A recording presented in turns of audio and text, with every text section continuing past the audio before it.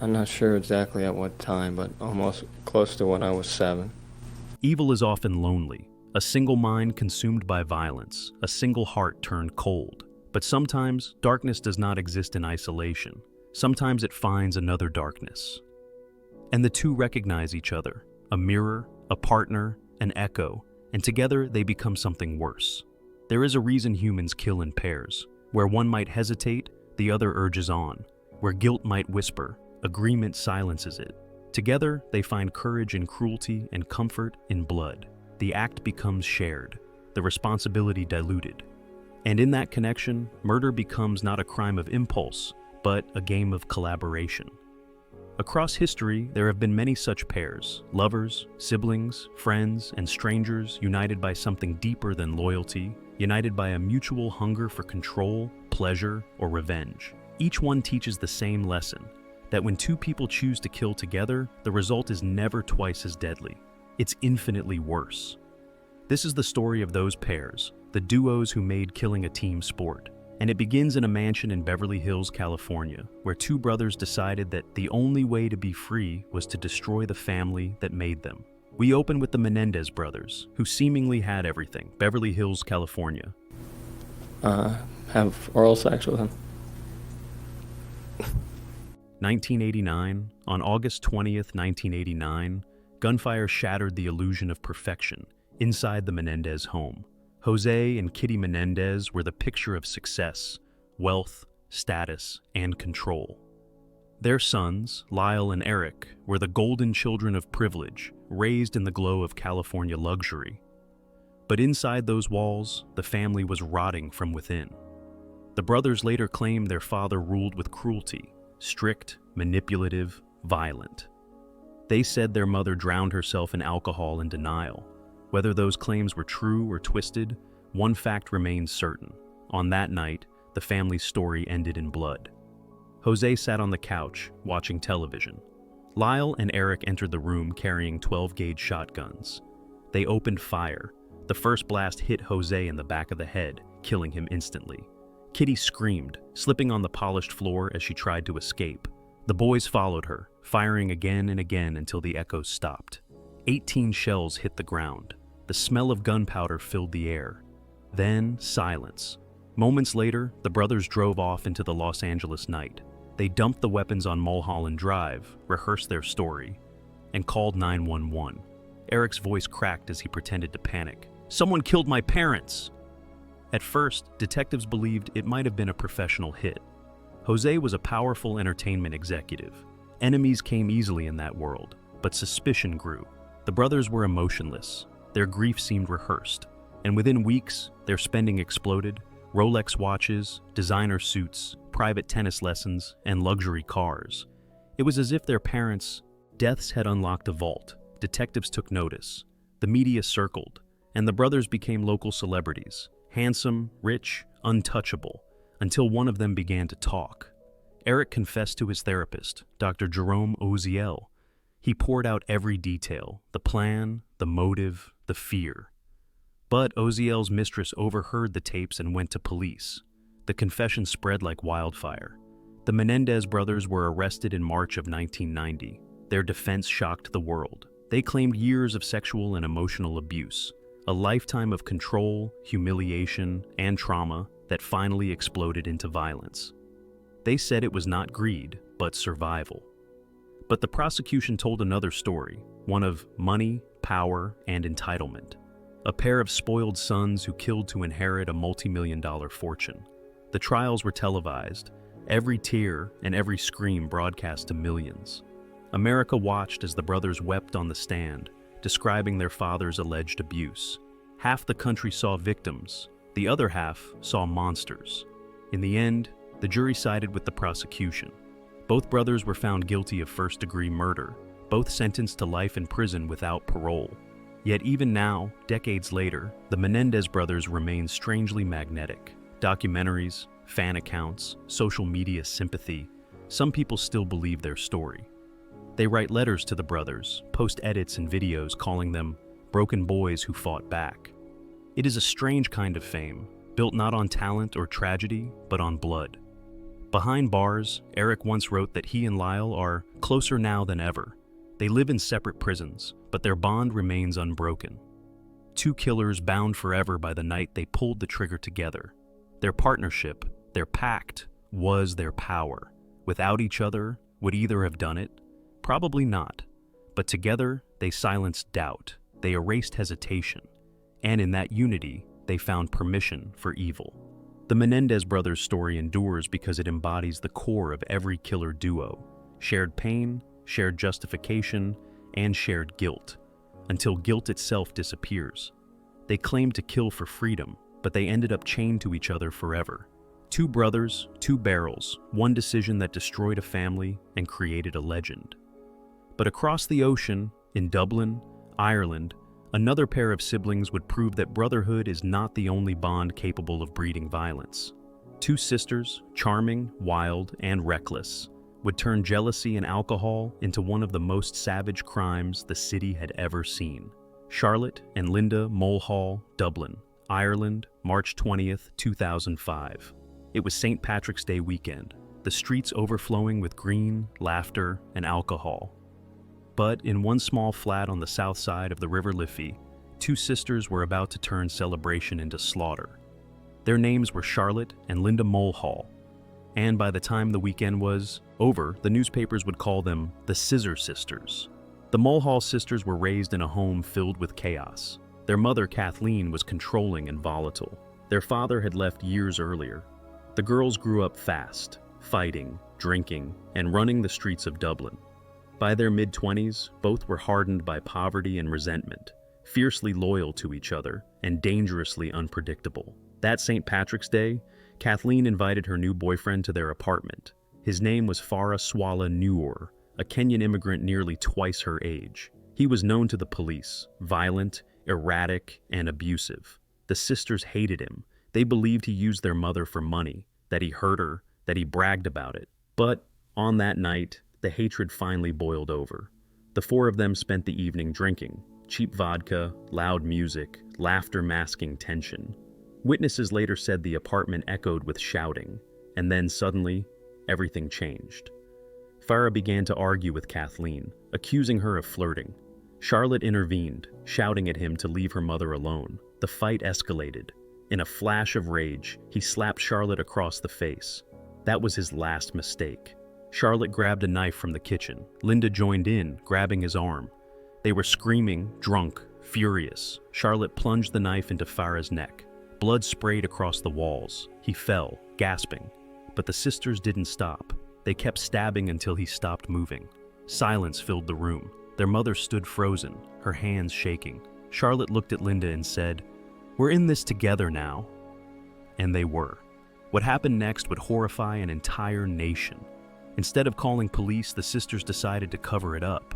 They dragged Farah's body into the bathroom. Then, with kitchen knives, they dismembered him piece by piece. His head, his arms, his legs. They worked in grim synchronization, laughing at times, drinking as they went. When they were finished, they stuffed the parts into plastic bags. At dawn, they took a taxi to the River Liffey. While Dublin slept, they dumped the remains into the water. But they made one mistake.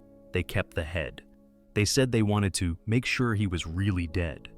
Later that day, Charlotte carried the severed head in a gym bag to a park and buried it beneath a tree. Days later, a group of teenagers discovered a human torso floating near the riverbank. Police divers soon found more body parts: arms, legs, hands. Dublin was horrified. The press called it the river murder. The city held its breath. DNA confirmed the victim was Farah Swala Nuor. It didn't take long for detectives to trace his last known location, Kathleen Mulhall's apartment. Inside, they found blood spatter on the walls, a missing carpet, and a stench that lingered in the air. But the sisters were gone. They had fled the city. Weeks later, guilt and panic caught up to Linda. She turned herself in. Charlotte was arrested soon after. During questioning, both blamed the other. Charlotte claimed self-defense. Linda said she had only helped out of fear. But the evidence told the truth. They had both participated, both cut, both carried, both laughed. In 2006, the trial began. Ireland had never seen anything like it. Two sisters accused of beheading a man and dumping his remains into the river. Crowds lined the courthouse steps each day, clutching newspapers, whispering prayers. Charlotte was convicted of manslaughter and sentenced to 15 years in prison. Linda was sentenced to life for murder. Their mother, Kathleen, was later convicted of helping to dispose of the body. The family that killed together was now serving time together, a twisted reflection of loyalty that had rotted into something monstrous. In prison, Charlotte became notorious, violent, defiant, unrepentant. Linda withdrew, saying she prayed every night for forgiveness. Neither sister ever expressed true remorse. To them, Farah's death was not tragedy. It was justice. The tabloids called them the Scissor Sisters, a nickname that turned their crime into grotesque legend. Even now, years later, the name lingers like a ghost. Two women bound by blood and hate, their sisterhood weaponized into murder. Their story proves something chilling, that love, when twisted by anger, can be more dangerous than hate itself. Together, they were fearless. Together, they silenced every voice that ever told them they were powerless. And when the rage faded, all that remained was the memory of what they had done. Two sisters, two knives, one body floating in the dark water of Dublin's river. But while the Mulhall sisters drank away their guilt across the ocean in America, another couple would form, not through family ties, but through deception and desire. A husband and his young au pair, their affair turning into one of the most calculated and bizarre murder conspiracies in modern history. Brendan Banfield and Juliana Perez Magalhães, Herndon, Virginia evil often hides behind trust. Sometimes it wears a mask, and sometimes it wears a smile.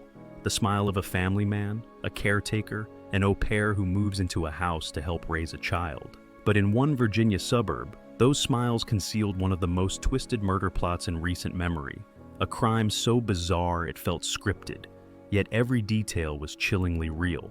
It was February 24th, 2023. Herndon, Virginia. The Banfield home sat on a quiet street, the kind of place where nothing bad ever seemed to happen. Inside lived Brendan Banfield, a 43-year-old IRS special agent, his wife, Christine Banfield, a pediatric intensive care nurse, their 4-year-old daughter, and the family's live-in au pair, a young Brazilian woman named Juliana Perez Magalhães. On the surface, they were the picture of modern domestic success, stability, comfort, respect. But beneath that calm exterior, betrayal had already taken root. By the summer of 2022, prosecutors say, Brendan and Juliana's relationship had shifted. She was no longer just the nanny. She had become his secret lover. Together they built an affair out of whispers and lies, an intimacy hidden in plain sight. And then, that secrecy turned into strategy. According to court documents, Brendan began crafting a sinister plan. He allegedly wanted his wife gone. To do it, he used a world of online fantasy and sexual deception. He created a fake profile of Christine on a fetish website, an alternate persona meant to lure an unsuspecting stranger into their home. That stranger's name was Joseph Ryan. On the morning of February 24th, Ryan arrived at the Banfield home, believing he had been invited to take part in a consensual scenario. But what awaited him inside was chaos, a trap built on lies. Juliana had taken the couple's daughter out early, leaving Brendan and Christine alone in the house. Moments later, the scene erupted into violence. When police arrived, they found Christine Banfield dead in the upstairs bedroom, stabbed more than 30 times. In another room, Joseph Ryan lay on the floor with a gunshot wound to the head. Brendan stood outside with blood on his hands, telling officers there had been an intruder, that his wife had been attacked, that he had shot the killer in self-defense. Juliana arrived moments later, frantic and weeping. She repeated the story. An intruder, a struggle, a tragedy. But the evidence refused to obey their script. The house showed signs of staging. Digital footprints led investigators straight to Brendan's online profiles. And Juliana's phone contained messages linking her to the elaborate setup. What looked at first like a botched home invasion began to unravel into something unthinkable, a conspiracy between a husband and his nanny to kill the wife and frame another man for it. Detectives pieced together a disturbing chain of events. Juliana had allegedly used the fake profile to lure Joseph Ryan to the house under the name of Christine. Brendan waited with a gun. When Christine came home unexpectedly, everything fell apart. A fight broke out.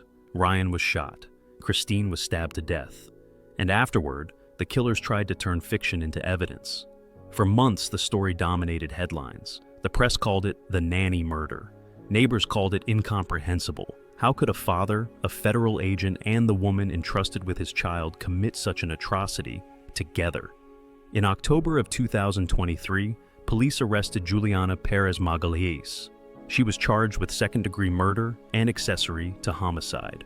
1 year later, she pleaded guilty to manslaughter in exchange for testifying against Brendan. In her confession, she admitted that she had fired one of the fatal shots.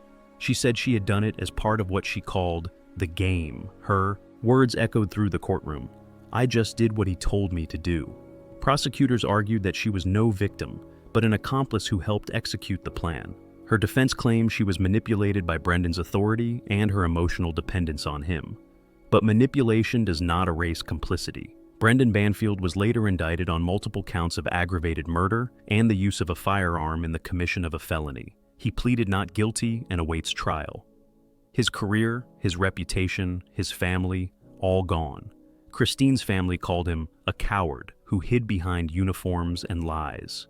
The Banfield case is not just about death. It is about control, the kind that disguises itself as love. Juliana entered that home to care for a child. Instead, she helped destroy a family. Two people who found each other not through passion, but through shared emptiness. Together, they became architects of deceit, believing that desire could justify destruction. Even now, Juliana sits in a cell awaiting sentencing, while Brendan faces life imprisonment. The house they shared has been sold, the walls repainted, but neighbors say the air still feels heavy there, as if the home itself remembers the lies whispered inside. When people hear the story of Brendan Banfield and Juliana Perez Magalhães, they often ask how love can become so lethal. The truth is that it was never love at all. It was dependency disguised as devotion, power disguised as passion. They looked at each other and saw not companionship, but reflection, and together, they built their own ruin. But the story of killers who feed off each other's darkness does not end there, because just a few states away, another couple, young, reckless, and armed, would turn their shared thrill for violence into a blood-soaked rampage that left entire communities in fear. Jeffrey Mackey and Alexis Nieves, Hartford, Connecticut. There's a special kind of darkness that blooms in youth, the kind that mistakes chaos for freedom and cruelty for power. When two young hearts, already fractured, find each other in that darkness, they can ignite a fire that burns through everything around them. That was the story of Jeffrey Mackey and Alexis Nieves, a teenage couple whose obsession with violence turned ordinary streets into hunting grounds. It began in the spring of 2021 in Hartford, Connecticut, a city familiar with struggle but unprepared for the evil that was about to unfold. Jeffrey Mackey was 19 years old, aimless, angry, and deeply addicted to the thrill of control. Alexis Nieves was just 18, soft-spoken, restless, and desperate to belong to someone who made her feel significant. When they met, it was instant intensity, a connection that fed off defiance. They weren't lovers in the ordinary sense. They were partners in rebellion. At first, their crimes were small: stealing cars, breaking into houses, vandalism. They laughed at danger, filmed themselves speeding through red lights, posted cryptic photos online with captions about the end of innocence. But soon, the thrill faded, and the line between mischief and malice disappeared. They wanted something real, something that would make them feel alive again. On May 12, 2021, they found it. That night, Mackey and Nieves drove through Hartford in a stolen Honda Civic, both high, both armed. They spotted a 27-year-old man named Todd Smith walking home from work, carrying groceries. They followed him for several blocks. Mackey whispered, "Let's do it." Alexis laughed and said, "You first." The car screeched to a stop. Todd turned around, startled. Mackey stepped out, pulled the trigger, and fired. The bullet struck Todd in the back. He fell to the ground, still clutching the grocery bag. As he gasped for air, Alexis filmed it on her phone. When police later recovered the video, they could hear her laughing in the background.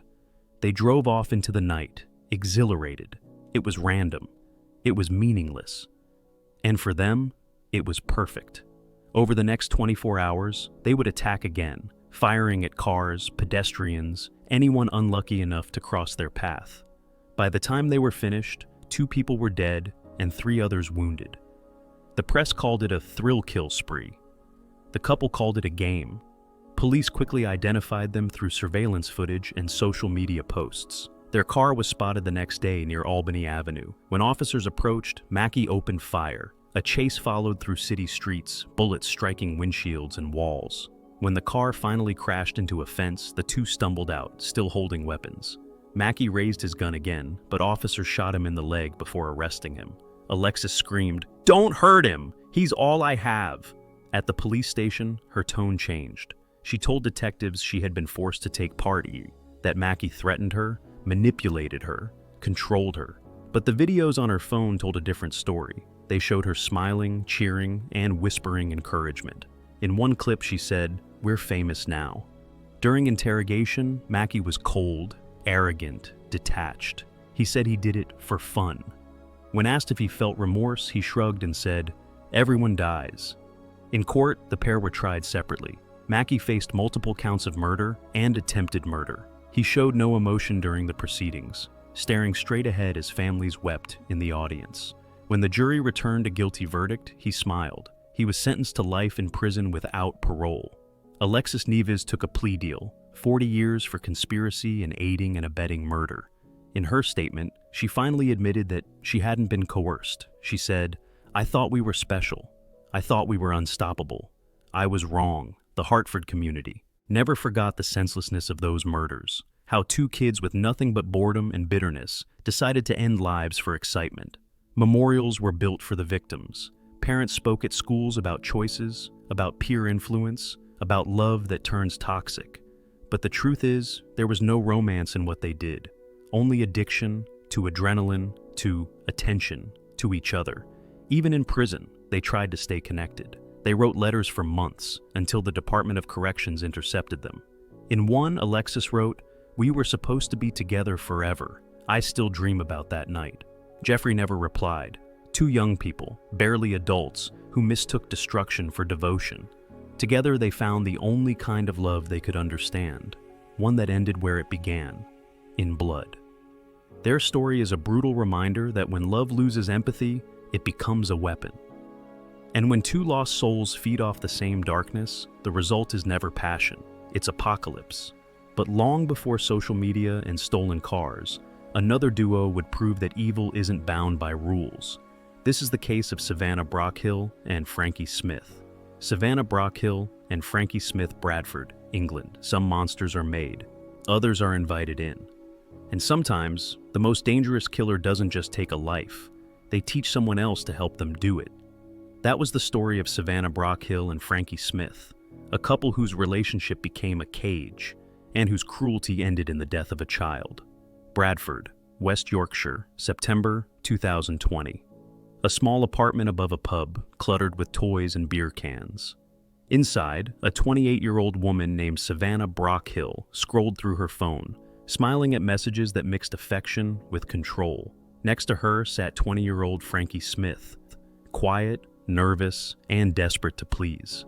In the next room, her 15-month-old daughter, Star Hobson, cried softly in her cot. No one went to her. From the outside, they looked like any struggling young couple. But behind the closed door of that flat, violence had become routine. Neighbors heard shouting, crying, thuds against walls. Friends noticed bruises on Frankie's arms. Family members begged her to leave, but she always went back to Savannah, the self-proclaimed alpha female, a security guard who called herself the boss. Savannah Brockhill was charismatic and controlling. She told Frankie what to wear, who to see, what to post online. She filmed herself bragging about being a psycho, calling their love toxic but real. To Frankie, it felt like devotion. To Savannah, it was domination. Then that domination turned toward the child. Star Hobson, bright, curious, and barely walking, became a target of their frustration. Savannah called her spoiled, saying she needed tough love. Frankie obeyed. The abuse began small, shouting, ignoring cries, rough handling. Then it escalated. Slaps, shoves, and worse. CCTV from nearby shops would later show the pair dragging the toddler through the streets, her tiny legs struggling to keep up. Over the following months, 5 separate people, Friends, relatives, even child care workers reported concerns about Star's safety to social services. Each time, visits were made. Each time, Frankie smiled, said everything was fine, and Savannah stood beside her, calm and confident. The reports were closed. The system failed. By September 22, 2020, Star's short life was over. At 3:15 in the afternoon, an emergency call went out from the apartment. Frankie's voice was shaking. She said the baby fell off the sofa. Paramedics arrived within minutes. Star was limp, covered in bruises, her ribs broken, her abdomen swollen. Doctors fought to save her, but the injuries were catastrophic. Internal bleeding from a brutal blow to the stomach. She was pronounced dead at the hospital, 15 months old. At first, the couple stuck to their story. They said Star tripped. They said it was an accident. But forensic pathologists told another truth. The injuries were consistent with sustained, deliberate assault. There were fractures in her skull, bruises on her legs, bite marks on her arm. This wasn't one fall. It was months of torture. When police searched Savannah's phone, they found hundreds of videos, recordings of her and Frankie mocking Star, shouting at her, forcing her to stand for hours. In one clip, Savannah called the child a brat while punching a wall inches from her face. In another, Frankie laughed as the toddler stumbled. Each video was time-stamped, each one proof. Interviews revealed a horrifying dynamic. Savannah was the leader, dominant, violent, jealous. Frankie was submissive, terrified of losing her. Prosecutors called it coercive control taken to its deadly extreme. Savannah convinced Frankie that everyone was against them, family, friends, even her own baby. She made Frankie choose, and Frankie chose wrong. In December 2021, the trial began at Bradford Crown Court. The courtroom was silent as the videos played. The jury cried. Star's grandparents sat in the gallery, clutching photographs of the little girl who should have had a lifetime ahead of her. Savannah showed no emotion. Frankie sobbed, claiming she didn't know how bad it had got. The verdict came just before Christmas. Savannah Brockhill was found guilty of murder and sentenced to life imprisonment with a minimum of 25 years. Frankie Smith was convicted of causing or allowing the death of a child, 8 years in prison. When the sentences were read, there was no reaction. Savannah stared forward, unblinking. Frankie covered her face. Outside, the public's fury was immediate. Vigils were held across Britain, candles, stuffed animals, signs that read "Justice for Star." The government launched a national review into Seoul, child protection, asking how 5 warnings could have been ignored.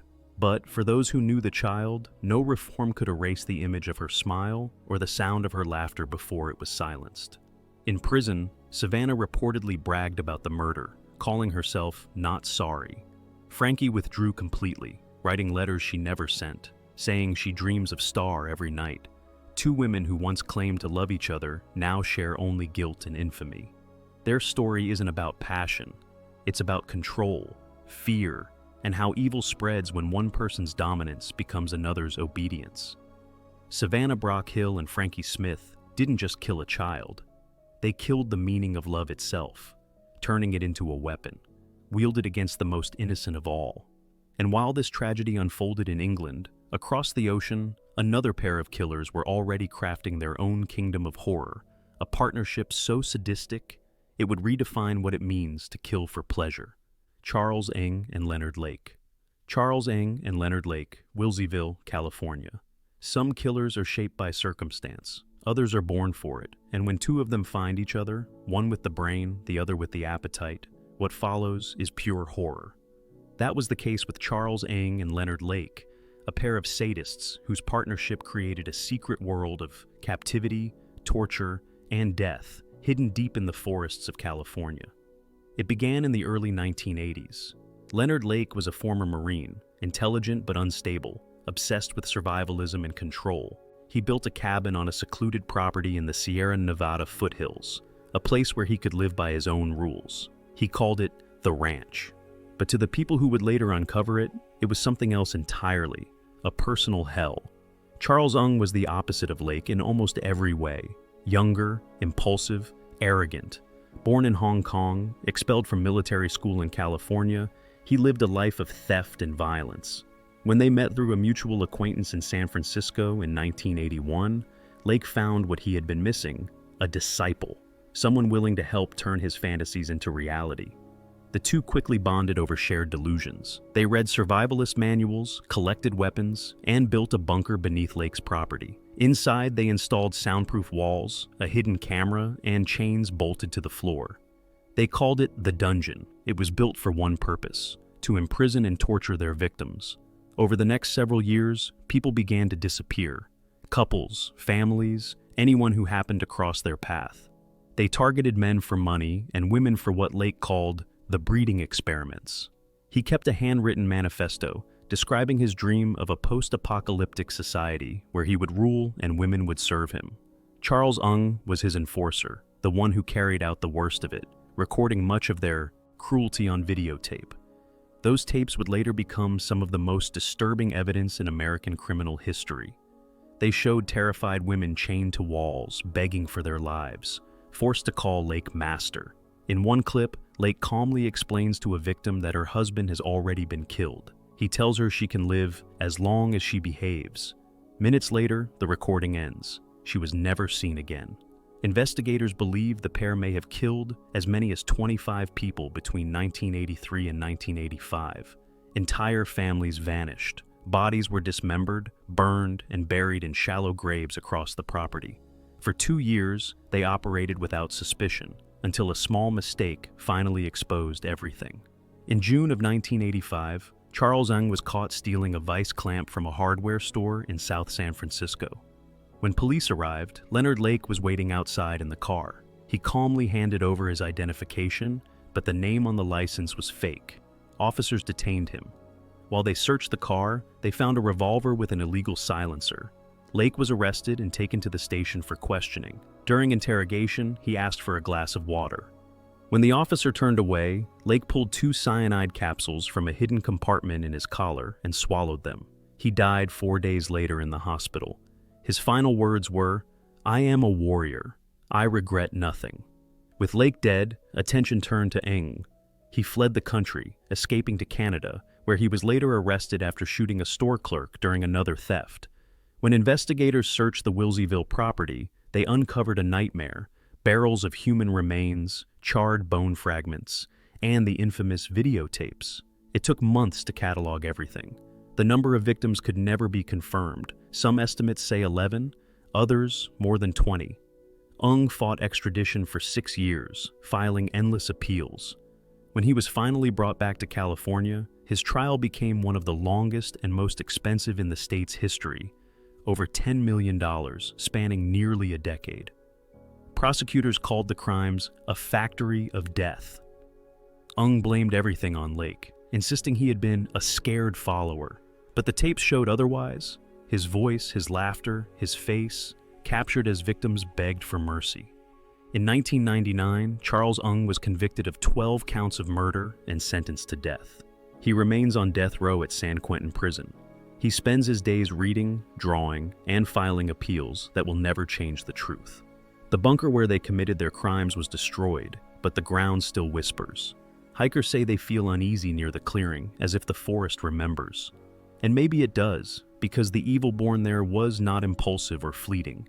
It was organized, deliberate, shared. Ung and Lake were not soulmates. They were reflections, 2 voids that recognized each other and decided to fill the silence with screams. They believed they had created their own world, one free from morality and consequence. Instead, they built a graveyard. Together, they proved that when cruelty finds companionship, it stops being human. It becomes something else entirely, a machine made of 2 minds, one plan, and countless victims. And while Ung and Lake turned their wilderness hideout into a house of horror, another young couple by the name of Charles Starkweather and Caril Ann Fugate would take that same lust for violence and drive it across state lines, leaving a trail of bodies from Nebraska to Wyoming in one of the bloodiest sprees of the 1950s. Charles Starkweather and Caril Ann Fugate Lincoln, Nebraska. Ward's grandparents were Charles Starkweather and Caril Ann Fugate's 8th and 9th victims. Before Bonnie and Clyde became legends, another young couple carved their names into America's nightmares. But unlike Hollywood's romanticized outlaws, these two left nothing glamorous behind, only fear, blood, and the echo of gunfire that haunted the open plains. They were Charles Starkweather and Caril Fugate, a teenage pair who turned the Midwest into their killing ground. It began in 1957 in Lincoln, Nebraska. Charles was 19, a small, fiery-haired dropout who idolized James Dean and despised authority. He wore black leather, practiced scowling in the mirror, and dreamed of becoming famous, even if it meant infamy. Caril was only 14, naive, shy, and desperate for affection. When she met Charles at a car lot, she saw rebellion. He saw devotion. Together, they became inseparable and toxic. Charles worked as a garbage collector, earning pennies and humiliation. Every day he told Caril that the world was stacked against them, that her family, her school, everyone wanted to tear them apart. He promised her escape. She believed him. The first killing came from frustration. In November of 1957, Charles tried to buy a gift for Caril, a toy dog, but the clerk at the gas station refused to let him pay on credit. Humiliated, he left, seething. 2 months later, he returned with a shotgun. He robbed the same store, killed the clerk, and fled. It was his first taste of power. He wanted more. On January 21st, 1958, he went to Caril's home to see her. Her parents had forbidden the relationship. They told him to leave her alone. He refused. An argument broke out, and within minutes, the house was silent. When police entered days later, they found Caril's stepfather, mother, and baby sister dead, shot and stabbed. Caril told neighbors her family had the flu. She hung a "stay away" sign on the door. For nearly a week, she and Charles lived among the bodies. Then they ran. Their flight across Nebraska became one of the largest manhunts in American history. They hijacked cars, kidnapped motorists, and murdered anyone who stood in their way. Old couples, teenagers, even a toddler. No one was safe. Charles seemed to revel in it, smiling as he told Caril they were free now. To him, every life taken was proof that he was finally in control. To her, it was terror disguised as love. They killed 11 people in total, their rampage stretching from Lincoln to Wyoming. The brutality shocked the nation. Shotgun blasts, stabbings, bodies dumped in ditches. Newspapers called them the teenage terrors. Television crews followed every lead. Parents locked their doors. America's innocence cracked open under the weight of 2 children playing gods. It all ended on January 29, 1958, near Douglas, Wyoming. Charles and Caril crashed a stolen car and tried to flee on foot.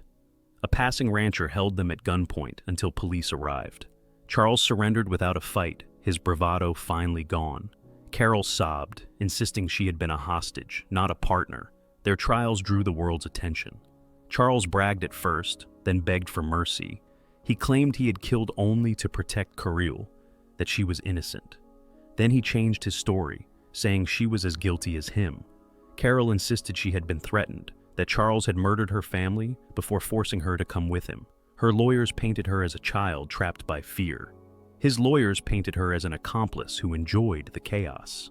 In May of 1958, Charles Starkweather was found guilty of first-degree murder and sentenced to death by electric chair. He was 20 years old. Caril Fugate was sentenced to life in prison. She was 15. Before his execution, reporters asked Charles if he regretted anything. He said, "No, I just think it's bad luck that I got caught." On June 25, 1959, the switch was thrown. Witnesses said he looked calm, almost bored, as the current surged through him. Caril remained in prison for 17 years before being paroled in 1976. She kept her new identity private, insisting until her death that she had been innocent. The legend of Charles Starkweather and Caril Fugate inspired books, films, and songs, stories that blurred horrors into myth. But strip away the headlines, and what remains is something painfully simple: 2 young lives poisoned by delusion. Charles wanted to be remembered, Caril wanted to be loved, and together they destroyed everything that could have saved them. They were not rebels, they were children chasing attention through blood. And their names still haunt the wind that moves across the Nebraska plains, a whisper reminding us that evil can sound like love when you are too young to know the difference. But in the decades that followed, another young couple would take the same hunger for dominance and disguise it behind charm and respectability. To their neighbors, they were beautiful, successful newlyweds. To their victims, Paul Bernardo and Karla Homolka were the faces of hell itself. Paul Bernardo and Karla Homolka Saint. Catherine's. He kept on pushing and pushing and pushing, and finally I said, okay. Ontario evil loves disguise. Sometimes it wears the face of power, sometimes beauty.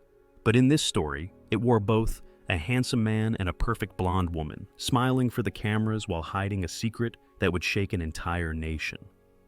They were Paul Bernardo and Karla Homolka, a couple whose relationship was built not on love, but domination. And together, they became two of the most notorious killers in Canadian history. It began in 1987, in the city of Scarborough, Ontario. Paul Bernardo was 23, charming, clean-cut, confident.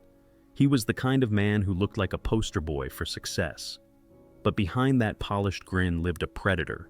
By night, he stalked women near bus stops and alleys, attacking them violently. Police would later call him the Scarborough Rapist. He eluded capture for years, his crimes growing bolder each time. Then he met Karla. She was 17, working at a pet shop in St. Catharines. He walked in one afternoon, and she described it later as love at first sight. In truth, it was obsession. Karla was drawn to his dominance. Paul was drawn to her willingness to submit. Their connection was instant and deadly. Within months, Karla was following Paul's every command. He told her how to dress, how to speak, how to please him. She called him my king. When he confessed to being a rapist, she didn't run, she offered to help. She told him she wanted to prove her devotion, so she gave him a gift, her own sister. On Christmas Eve, 1990, Karla drugged her 15-year-old sister, Tammy, with animal tranquilizers stolen from her workplace.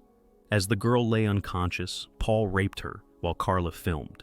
Tammy vomited during the assault and choked to death. They cleaned the scene, dressed her, and called the police, claiming it was an accident. The death was ruled as misadventure. No one suspected them. They got away with it. After Tammy's death, Paul and Karla became even more dangerous.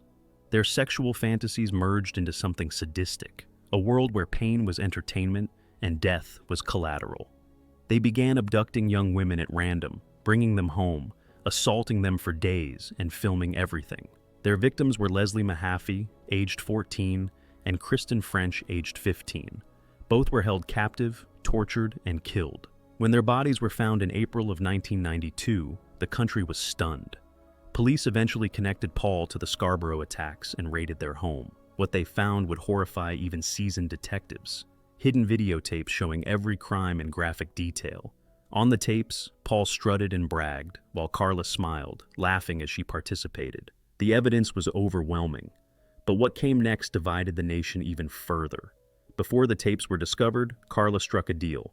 She agreed to testify against Paul in exchange for a lighter sentence, claiming she had been a battered wife, forced to obey him under threat of violence.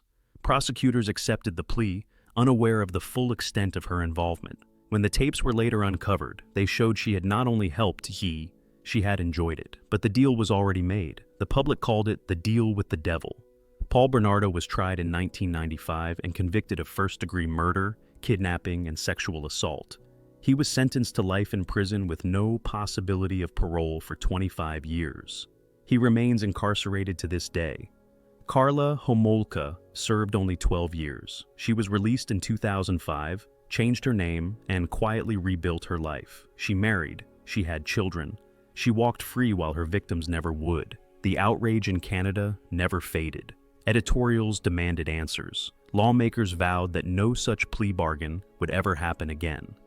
And every year, when the anniversary of those killings returns, people ask the same question: who was truly in control? Was Paul the mastermind and Karla the puppet? Or were they equal, two predators feeding off each other's cruelty until it became indistinguishable? Psychologists called their relationship mutual psychopathy. Each gave the other permission to act without conscience. Paul's arrogance met Karla's submission, and together they created a vacuum where morality could not exist.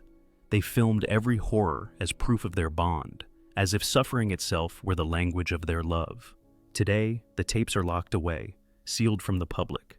The house where they filmed them has been torn down. Only the footage remains, hidden in evidence vaults, a testament to how two people, beautiful on the outside, could be monsters within. Paul Bernardo still claims innocence. Karla Homolka still claims remorse. But the truth is written on those tapes. They were never lovers. They were partners in sadism, and their crimes will remain a stain that Canada will never fully wash away. And while Bernardo and Homolka hid behind charm and privilege, another young couple would mask their darkness behind laughter and leisure. Erika and Benjamin Sifrit were two vacationers who turned a beach getaway into a blood-soaked nightmare. Erika and Benjamin Sifrit, Ocean City, Maryland. Love can be intoxicating, especially when it becomes a shared addiction. For Erika and Benjamin Sifrit, that addiction wasn't drugs or alcohol, it was dominance, control, and the thrill of watching someone else suffer. What began as a honeymoon turned into one of the most gruesome murder cases to ever come out of the American East Coast. It started in May of 2002 in Ocean City, Maryland, a tourist town known for its beaches, boardwalk, and bright lights. But behind the postcard image, two people were plotting something unthinkable. Erika was 24, blonde, outgoing, the kind of woman who seemed to light up a room. Benjamin, a 23-year-old former Navy SEAL, was confident, charming, and dangerous. Together, they looked like a perfect couple, but under the surface, their marriage was built on power, jealousy, and games that blurred the line between fantasy and cruelty. That Memorial Day weekend, they crossed paths with another couple, Martha Jeannie Crutchley and Joshua Ford, two tourists from Virginia enjoying a short vacation. They met the Sifrits while out drinking, laughing over shots and late-night stories.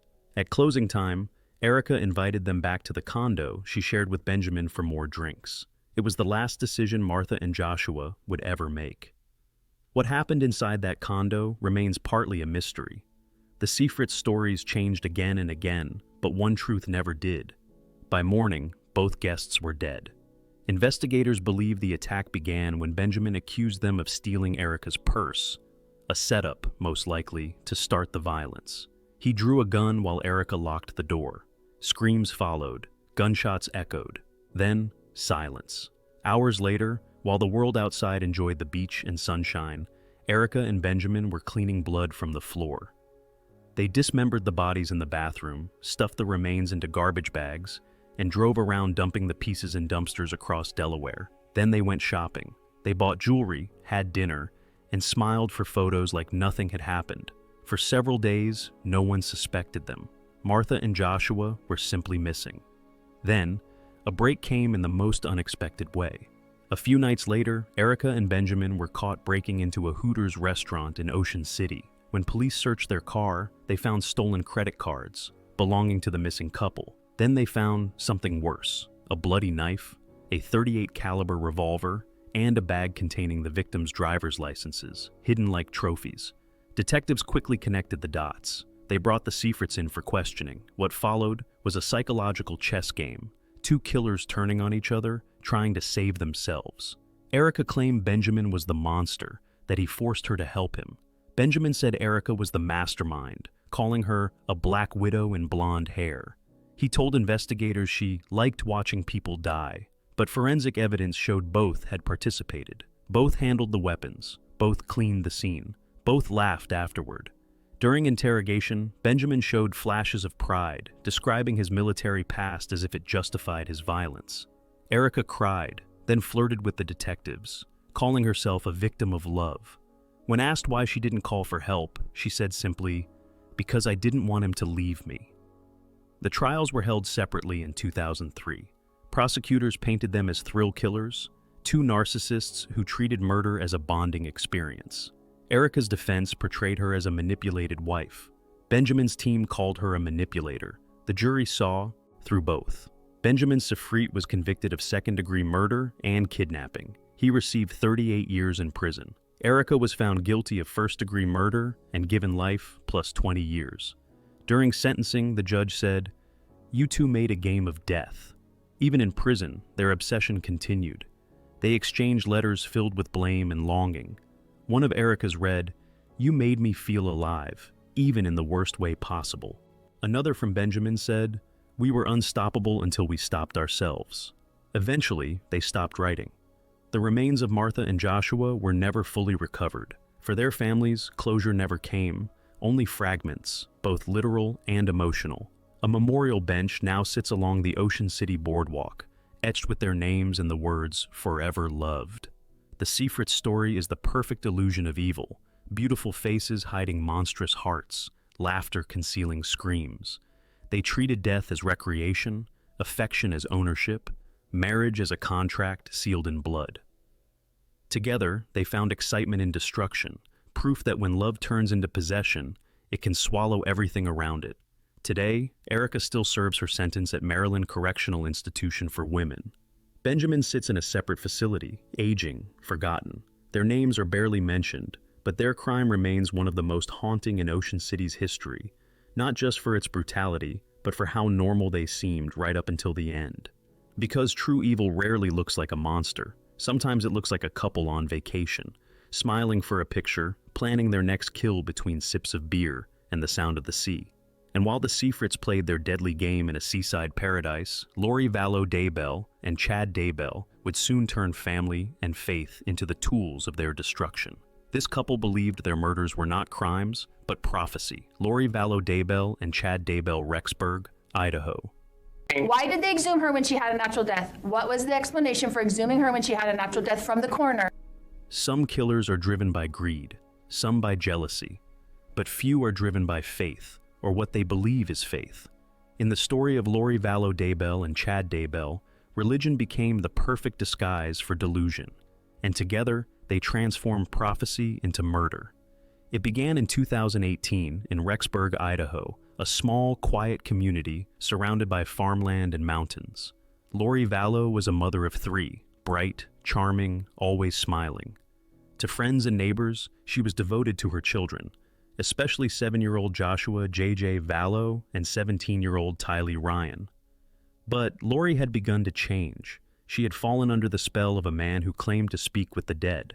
That man was Chad Daybell, a self-published author who wrote apocalyptic novels and claimed to receive visions from God. He preached that the end of the world was near, that chosen people would survive and form a new earth. When Lori met him at a religious conference, she called it destiny. Within weeks, they were convinced they had been married in past lives. Soon, Chad told her that dark spirits had possessed the people around them, including her own children. Lori's friends noticed her growing obsession. She began talking about light and dark souls, about portals and zombies. She said JJ and Tylee were no longer themselves. When her husband, Charles Vallow, confronted her about it, she told him he would soon die, and that it was part of God's plan. Months later, he did. In July of 2019, Charles was shot and killed by Lori's brother, Alex Cox, during what was described as a family dispute. Alex claimed self-defense, and police believed him. But those close to Lori began to fear that something far darker was happening. That September, Lori abruptly moved with her children to Rexburg to be closer to Chad.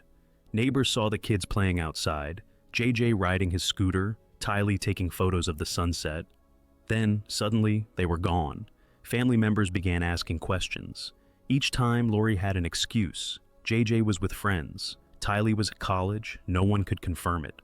By November, JJ's grandparents called the police. Officers went to Lori's apartment. She smiled and lied to their faces. The next day, she and Chad packed up and fled to Hawaii without the children.